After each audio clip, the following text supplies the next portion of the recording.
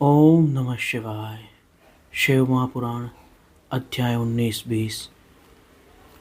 इस अध्याय में हम पार्थिव लिंग के निर्माण की रीति, उसका महत्व और पूजन विधि का अध्ययन करेंगे।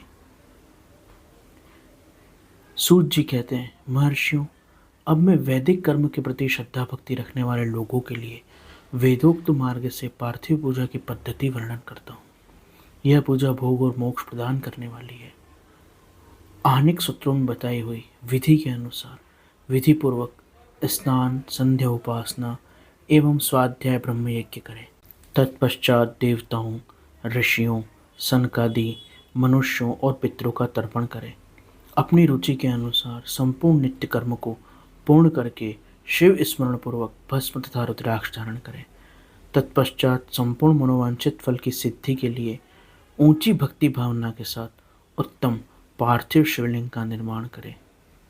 नदी या तालाब के किनारे, पर्वत अथवा वन में अथवा शिवालय में अथवा किसी पवित्र स्थान में पार्थिव पूजा का विधान है। शुद्ध स्थान से निकाली हुई मिट्टी को यत्नपूर्वक लाकर बड़ी सावधानी के साथ शिवलिंग का निर्माण करें। ब्राह्मणों के लिए श्वेत, क्षत्रियों के लिए लाल, वैश्य के लिए पीली एवं शूद्र वर्ण के लिए काली मिट्टी से शिवलिंग बनाने का विधान है। अथवा जो जहाँ जैसे मिट्टी मिल जाए उस पवित्र मिट्टी से शिवलिंग का निर्माण करें।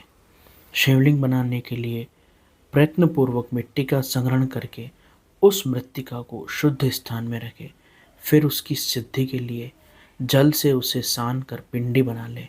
वेदोक्त मार्ग से धीरे धीरे सुंदर छोटे पार्थिव लिंगों की रचना करें।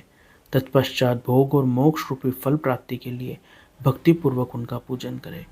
उस पार्थिव लिंग के पूजन की जो विधि है वह मैं तुम्हें बता रहा हूँ, ध्यानपूर्वक सुनो। तुम सब लोग ओम नमः शिवाय इस मंत्र का उच्चारण करते हुए समस्त पूजन सामग्री का प्रोक्षण करके उस पर जल छिड़क के भगवान शिव की पूजा करें। इसके पश्चात विद्वान पुरुष पंचाक्षर मंत्र अथवा गुरु द्वारा दिए गुरु मंत्र से अथवा शिव संबंधित किसी भी मंत्र के द्वारा भगवान शिव की संपूर्ण 16 उपचार से पूजा करें। भवाय भवनाशाय महादेवाय धीमहि उग्राय उग्रनाशाय शर्वाय शिमोरिने।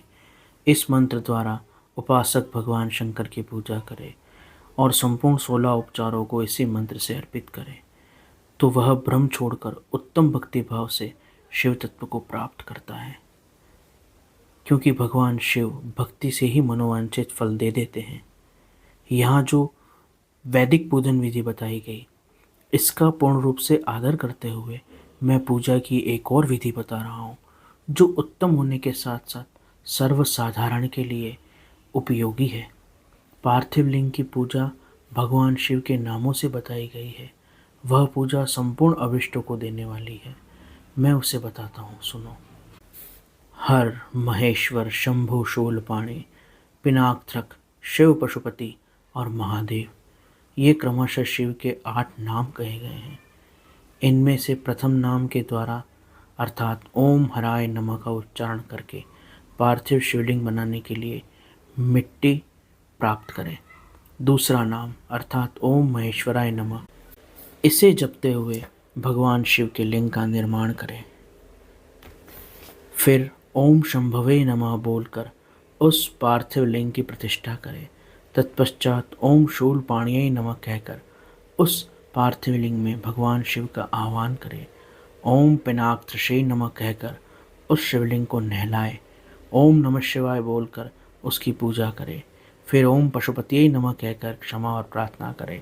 अंत में ओम महादेवाय नमः कहकर आराध्य देव का विसर्जन करें। तत्पश्चात भगवान शिव का ध्यान करें। भगवान शिव कैलाश पर्वत पर सुंदर सिंहासन के मध्य भाग में विराजित हैं। उनके वाम भाग में भगवती उमा बैठी हुई हैं। सनक, सननंदन आदि भक्तजन उनकी पूजा कर रहे हैं तथा जो भक्तों के दुख रूपी दावानल को नष्ट करने वाले अप्रमेय शक्तिशाली ईश्वर हैं, उन विश्व विभूषण भगवान शिव का चिंतन करना चाहिए। इस प्रकार भगवान का प्रतिदिन ध्यान करें। उनकी अंग कांति चांदी के पर्वत के भांति गौर वर्ण है। वे अपने मस्तक पर चंद्रमा का मुकुट धारण करते हैं। रत्नों के आभूषण धारण करने से उनका श्रेयंग और भी उद्भासित हो उठा है। वे सदा प्रसन्न रहते हैं, कमल के आसन पर बैठे हैं। सभी देवी देवता चारों ओर खड़े होकर उनकी स्तुति कर रहे हैं। उन्होंने वस्त्र की जगह व्याघ्र चर्म धारण कर रखा है। वे इस विश्व के आदि बीज हैं, आदि कारण हैं। इस प्रकार ध्यान तथा उत्तम पार्थिव शिवलिंग का पूजन करके गुरु द्वारा दिए हुए पंचाक्षर मंत्र का विधिपूर्वक जप करें। हे विप्रों, विद्वान पुरुष को चाहिए कि वह देवेश्वर शिव को प्रणाम करके नाना प्रकार की स्तुतियों द्वारा उनका स्तवन करे। तत्पश्चात अंजलि में अक्षत पुष्प लेकर उत्तम भक्ति भाव से मंत्रों को पढ़ता हुआ प्रसन्नता के साथ शंकर को प्रार्थना करें। सबको सुख देने वाले कृपा निधान भूतनाथ शिव, मैं आपका हूँ। आपके गुणों में ही मेरे प्राण बसते हैं। आपके गुण और आप ही मेरे प्राण हैं। आप ही मेरे जीवन सर्वस्व हैं। मेरा चित्त सदा आपके चिंतन में लगा रहे, यह जानकर मुझ पर प्रसन्न होइए। कृपा कीजिए शंकर, मैंने अनजाने में अथवा जानबूझकर यदि कभी आपका जप पूजन आदि किया हो तो आपकी कृपा से वह सफल हो जाए। गौरीनाथ, मैं महान पापी हूँ, पतित हूँ। सदा से ही महान पतित पावन आप हैं। इस बात का विचार करके आप जैसा चाहें वैसा करें। महादेव सदाशिव वेदों, पुराणों, नाना प्रकार के शास्त्रीय सिद्धांतों और विभिन्न महर्षियों ने भी अब तक आपको पूर्ण रूप से नहीं जाना है, फिर मैं कैसे जान सकता हूँ? महेश्वर, मैं जैसा वैसा हूँ, उसी रूप में संपूर्ण भाव से आपका हूँ, आपके आश्रित हूँ, इसलिए आपसे रक्षा पाने के योग्य हूँ। परमेश्वर, मुझ पर प्रसन्न होइए। इस प्रकार प्रार्थना करके हाथ में लिए हुए फूल और अक्षत भगवान शिव के ऊपर चढ़ाकर उन शंभुदेव को भक्तिभाव से विधिपूर्वक साष्टांग प्रणाम करें।